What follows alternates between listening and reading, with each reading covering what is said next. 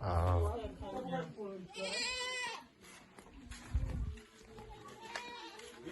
On va rencontrer le chef du village. De ne pas lui. Mide no honu mino. Tognivi. Tognimabu. Alibosuvi. Echoku chobodo. Nyama sekutan.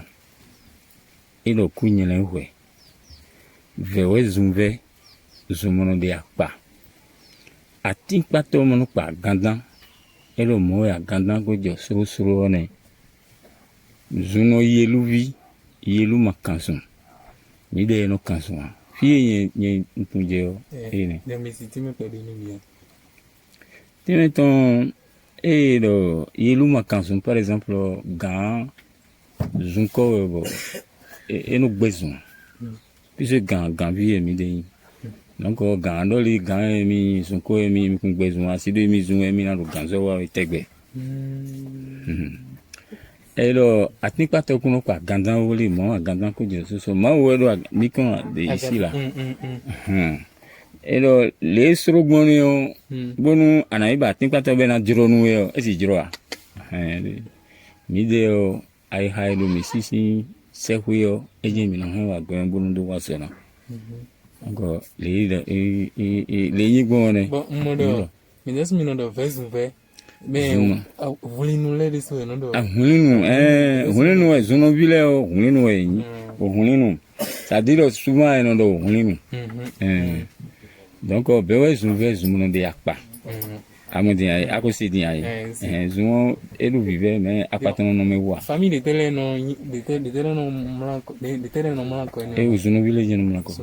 Zonovile. Famille dans zonovile. Zonovile. Merci.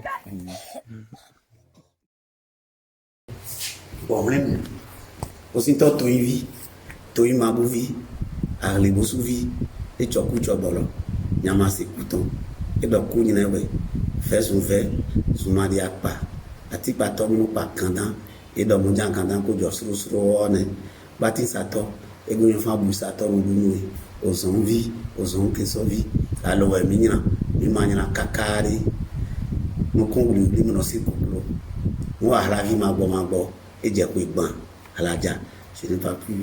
Ça doit être 40. Et quelles sont les familles qui partagent ce panégyrique? Nous avons deux collectivités. Il y a Memba commun, la collectivité Memba commun et Pordoumé. Et Pordoumé. Ah oui. Mais il y a troisième, il y a les Bekavi, les Bekavi, quand ils veulent commencer, ils disent Bekavi, Bekamaro, Kento, n'a pas beaucoup demain. Donc, ils disent ça avant de commencer là où Maroc. C'est Oulinou, vous avez dit? Oulinou. Comment? Oulinou. Oulinou. Tognivi. Aussi, Tognivi, Tognimabu. Merci. C'est très gentil.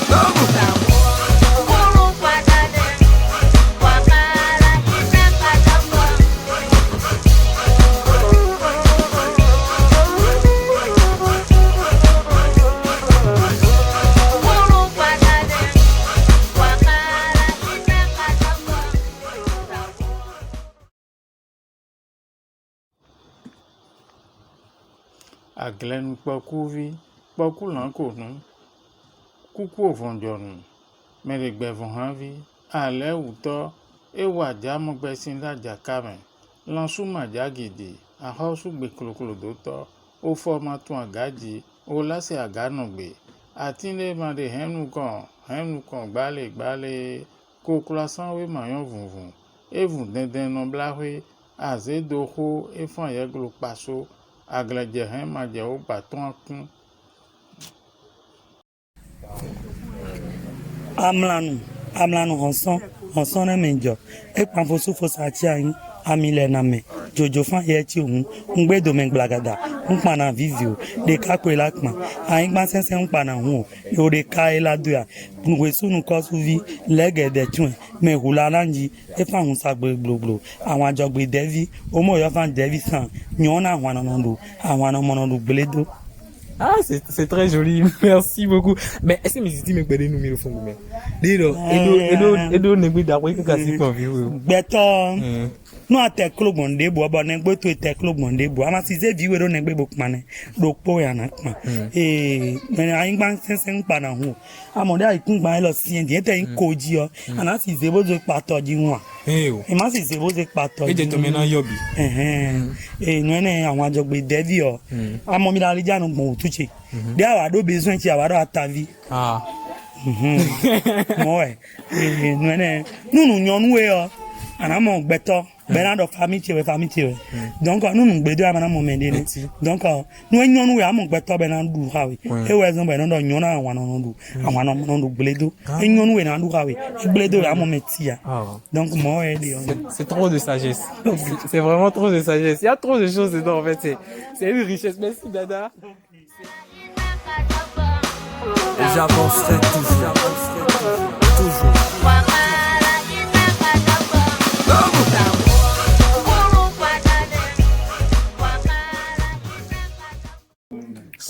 Somenu, soketiso, américain, blana américain, on sautait des calabras, on sautait des cas.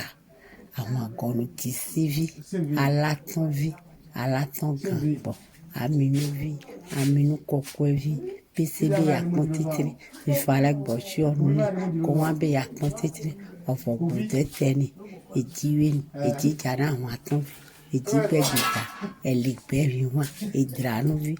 Idrano manale pata ipahizi idrahizi ajira ko kamalala gbabo apade bi apade han epokovi beaucoup tontonvi on tonton vivoa comme tonne Ayo aplo.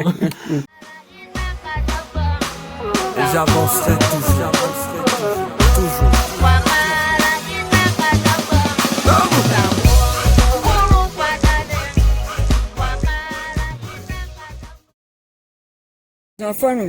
Ozofonnou kete hwasi titriwe vie titriwe no jagbado ungavi emere na weto tanga pele la hwawu ahwale metoro nu so gragra ebe eje la gbome on tinvo ebe so akwe do ngrado wa grivi wa grimayodo Visiti me perdre nous mi do no me. Yo eni o meo.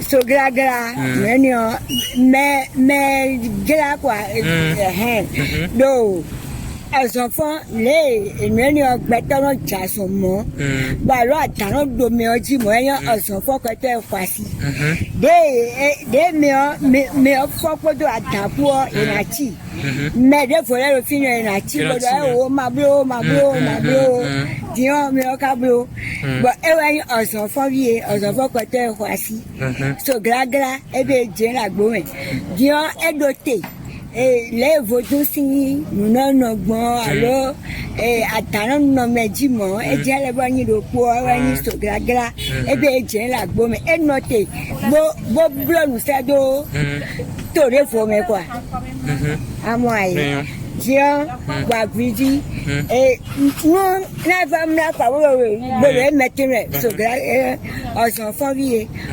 que kwasi titriwe ye no dasibo no asiwa asuwe ye na hegbon ba ma si ga yia ewani de mradion on so no no si tibo e na fi de boa so Ozofonnou kete kwasi titriwe vie titriwe nyo no jagbado fietro nyo le no jagbado bonu wa do kwa bo na nyo le ra jagbado Boy, no te kodo no ko ni only me. Eyin gbende ya. Eyin gbe o ya. Merci mama. Ena chenu mi. Eyon jawi na tekwe. J'avancerai toujours. Nyeo. On ta so lo fi we. Wa ta so lo fi. Amo to me fi vi wi. Fi je jimido. To chia edo gogo tek mon fi de no tek gogo pon de yo. Edo to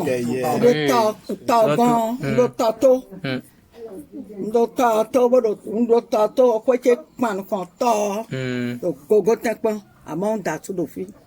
Ah bon, mais quand. Oui, mais ton famille après. Non, c'est la fête d'Ovi. La Dovi. Ok.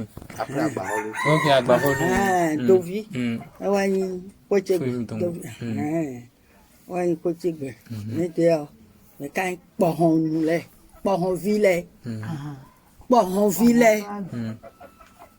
Oui, mais ton d'Ahoua, le somme, c'est remis. C'est remis, pour sauter, merci.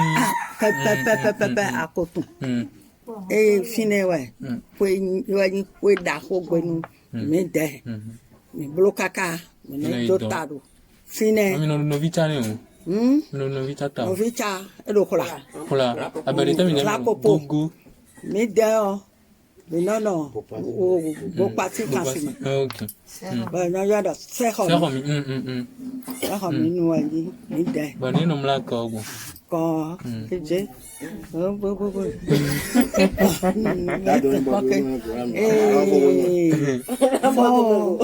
ase akɔtse ɛyin fún gbèdé jɔdzi fún gbèdé nyiladzi mɛdzevi mɛdze ma koe do dzetɔ yi dze koe kɔ ati vɔvɔ kpɔhɔnu zikpivi zikpi si hɔn ezi da avùn dzi ezi de lãwo dzi nɔwle ma ɖo kpokpo egble na kpɔ kekɛɛ ɖe ede gba zogbe madisu alimama na kɛtɔ nya nɔfɛ mɔ nya. bisiri.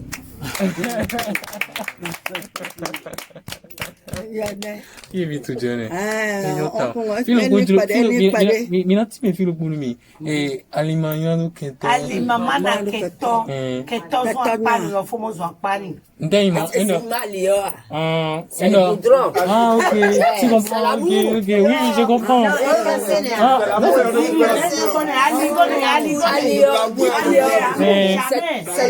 C'est le goudron.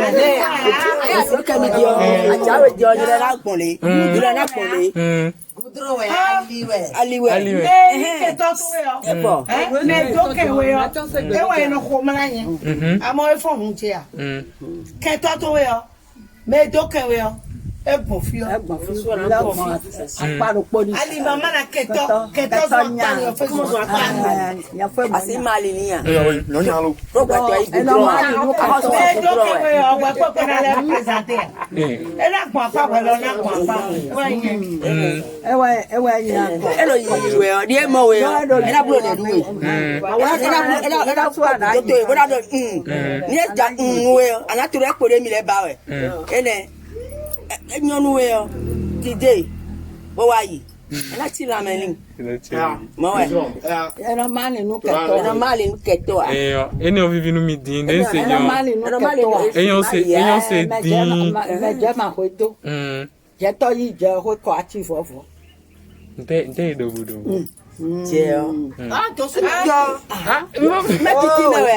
Me na we. Ah, ya glama. Me time on mi des me na time gara. Oh, na blue. Oh. Je to yi je o. Adivia. Adivia point. Akla bede vosi. Ado hin we. Ado hin o kaka. E wa je fi de je o. Et n'a pas vu le monde. Oui, vite, ya. Ça, c'est vrai. C'est vrai. Elle n'a pas vu. La tito. Elle pleure. Amati yaya.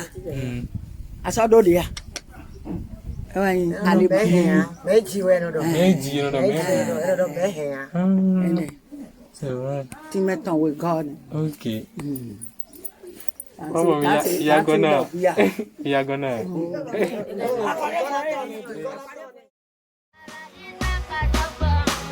Et j'avancerai toujours.